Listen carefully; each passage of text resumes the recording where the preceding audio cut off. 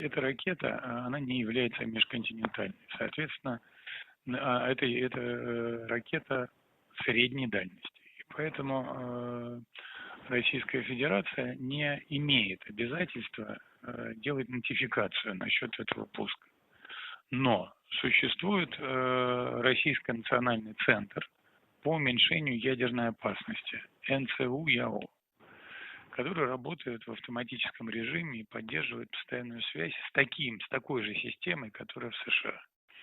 И вот в явочном автоматическом режиме по этой системе было отправлено предупреждение за 30 минут до пуска. Потому что ракета малой и средней дальности, и то есть она не вызывает обязанностей, как межконтинентальная ракета, но все же, поскольку она баллистическая, то работает вот этот вот центр в автоматическом режиме.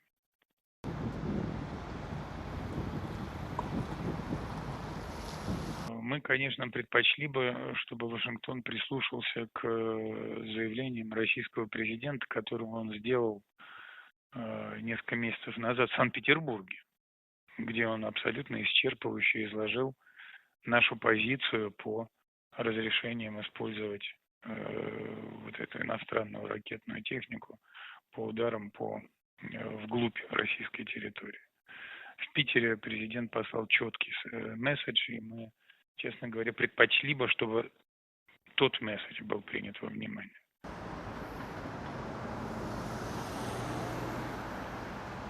Но мы видим, что уходящая администрация предпочитает идти дальше по пути эскалации и делает это, достаточно безрассудная эскалация.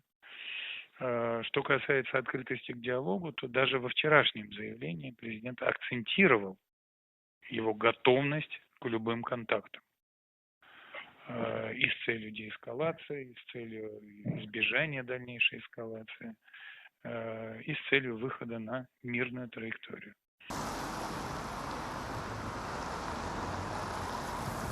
Поэтому эта открытость президента к контактам, она есть, она была, есть и остается актуальной по сей день. Об этом сказал сам глава государства.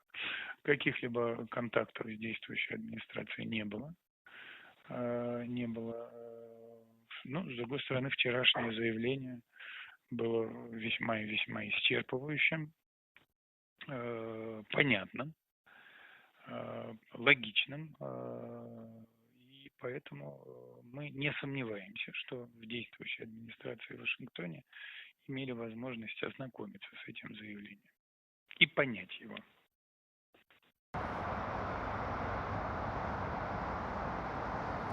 Главный месседж – это то, что безрассудные решения и действия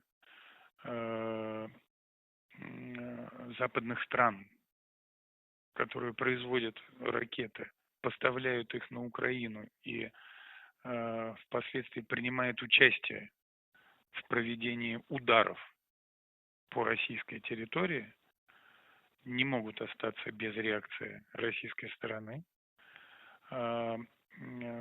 Возможности российская сторона четко продемонстрировала, и контуры дальнейших ответных действий в случае, если наши озабоченности не будут приняты во внимание, вполне тоже однозначно очерчены.